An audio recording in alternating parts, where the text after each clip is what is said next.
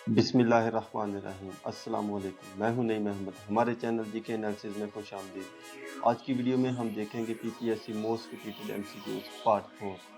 मज़ीद इस तरह की वीडियोस देखने के लिए हमारे चैनल को सब्सक्राइब कीजिए, बेल आइकन पर क्लिक कीजिए ताकि नई आने वाली वीडियोस की अपडेट आपको जल्द से जल्द मिल सके। आज की वीडियोस के अंदर हम देखेंगे कि आज के मोस्ट रिपीटेड एमसीक्यूज कौन से हैं।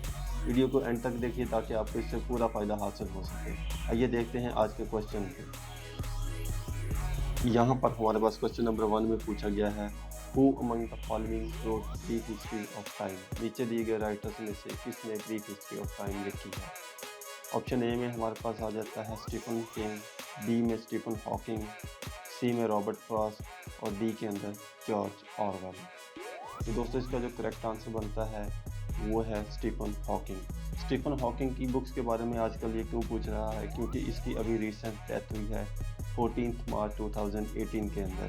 तो ये इंग्लैंड के अंदर पैदा हुए थे और इनकी इंग्लैंड में ही 14 मार्च 2018 में डेथ हुई at the age of 76 year. इसीलिए आजकल स्टीफन हॉकिंग से रिलेटेड क्वेश्चंस पेपर में पूछे जा रहे हैं। नेक्स्ट हमारे पास क्वेश्चन नंबर 2 आ जाता है, what is the colour of the cross bar at the length of the football poles. Football के पोल्स के ऊपर जो क्रॉस बार होते हैं उनकी जो कलर होता है वो कौन सा होता है। ए में वो कहता है जी ब्लैक, बी में होता है वाइट एंड ब्लैक, सी के अंदर वाइट और डी के अंदर नन ऑफ दिस। दोस्तों इसका जो करेक्ट आंसर बनता है वो है वाइट। फुटबॉल के क्रॉस बार का जो कलर होता है वो वाइट होता है। हमसे क्वेश्चन नंबर 3 पूछा गया है कि which of the following is a micro blogging site. नीचे दिए गए जो सोशल मीडियाज हैं उसमें से किसको माइक्रो ब्लॉगिंग साइट कहा जाता है। ए में हमारे पास ऑप्शन आ जाता है स्नैपचैट, बी के अंदर हमारे पास ऑप्शन आ जाता है इंस्टाग्राम, सी में फेसबुक और डी के अंदर ट्विटर। तो दोस्तों इसका जो करेक्ट आंसर बनता है वो है डी वाला ट्विटर जो है वो माइक्रो ब्लॉगिंग साइट कहलाती है। नेक्स्ट क्वेश्चन नंबर 4 हमारे पास, tomb of Allama Iqbal is located in dash. Allama Iqbal रहमतुल्लाह का मज़ार किस शहर में वाक़या है। ये क्वेश्चन बहुत आसान क्वेश्चन है, इसके देख लेते हैं ऑप्शन। ए इस्लामाबाद, बी शेखपुरा, सी लाहौर, डी शाहपुर। दोस्तों इसका जो करेक्ट आंसर बनता है वो सी लाहौर।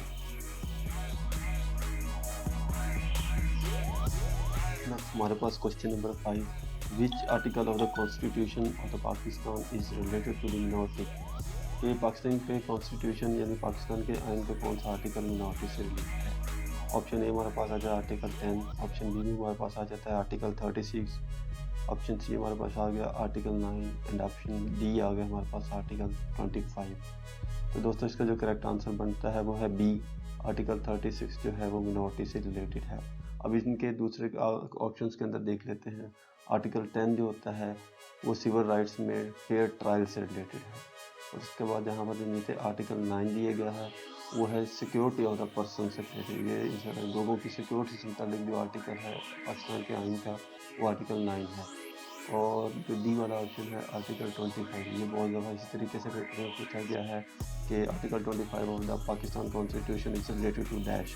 तो ये आर्टिकल जो 25 है ये पाकिस्तान में तालीम से रिलेटेड है, कंपल्सरी एजुकेशन से रिलेटेड जो आर्टिकल है पाकिस्तान का वो है 25। Next question number 6, which organ of the body does the malaria affect the most. तो जिस्म के कौन से हिस्से को मलेरिया जो है वो बहुत ज़्यादा अफेक्ट करता है, इस पर असरअंदाज होता है। ए हमारे पास ऑप्शन आ जाता है हार्ट, बी हमारे पास ऑप्शन आ जाता है ब्रेन, सी में स्मॉल इंटेस्टाइन और डी के अंदर लिवर। दोस्तों इसका जो करेक्ट आंसर बनता है वो डी, मलेरिया जो है इंसान के लिवर को बहुत ज़्यादा अफेक्ट करता है। नेक्स्ट हमारे पास क्वेश्चन नंबर 7, डिपोर्टमेंट मीन्स का डिपोर्टमेंट का क्या मतलब है। इसका आंसर देख लेते हैं। ए में हमारे पास आ जाता है द वे पर्सन बिहेव, कि जिस तरीके से कोई इंसान बिहेव करता है वो तरीका डिपोर्टमेंट है।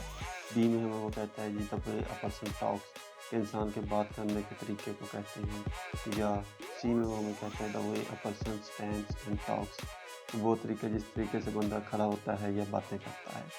या उसके बाद तीसरा फोर्थ ऑप्शन जो हमारे पास आ जाता है वो है the way a person gets angry, इंसान के नाराज़ होने का तरीका। तो दोस्तों डिपोर्टमेंट का जो कोई करेक्ट आंसर बनता है वो है C, the way a person stands and walks, इंसान के खड़े होने और चलने फिरने के तरीके को हम डिपोर्टमेंट कहते हैं।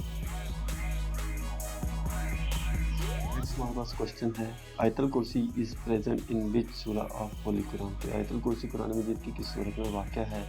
ऑप्शन ए हमारे पास आ गया सूरह रहमान, ऑप्शन बी हमारे पास आ गया सूरत निसा, ऑप्शन सी हमारे पास आ गया सूरह बकरा और ऑप्शन सी हमारे पास आ गया सूरत नास। तो दोस्तों हमारे पास जो इसका करेक्ट आंसर बनता है वो है सी। आयतल कुर्सी कुरान पाक की सूरत बकरा के अंदर मौजूद है। और सूरत बकरा के बारे में एक और क्वेश्चन जो पेपर में पूछा जाता है वो ये है कि विच इज़ द लॉन्गेस्ट सूरा ऑफ द होली कुरान। कुरान मजीद की सबसे बड़ी सूरत कौन सी है? तो वो भी सूरत बकरा है। नेक्स्ट हमारे पास क्वेश्चन हो जाता है क्वेश्चन नंबर 9। नमाज ईद इस डैश के नमाज ईद क्या है? नमाज फ़र्ज़ है, बी नफिल है, सी वाजिब है, डी नन ऑफ दीज। तो दोस्तों नमाज ईद जो है ये वाजिब है, इसका करेक्ट आंसर बनता है सी।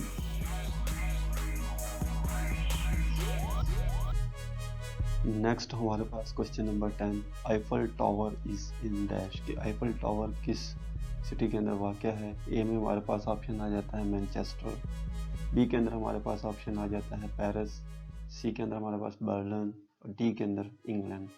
तो दोस्तों इसका जो करेक्ट आंसर बनता है वो है बी। आईफल टावर जो है ये पेरिस के अंदर वाक़या है और पेरिस जो है वो फ्रांस का कैपिटल सिटी है। अब जब आईफल टावर की बात करते हैं तो इसके बारे में देख लेते हैं। इसकी जो कंस्ट्रक्शन स्टार्ट हुई थी वो जनवरी 28, 1887 में हुई थी और इसको कंप्लीट किया गया था मार्च 31, 1898 के अंदर, यानी कि तकरीबन एक साल के अरसे में इसको कंप्लीट कर लिया गया था।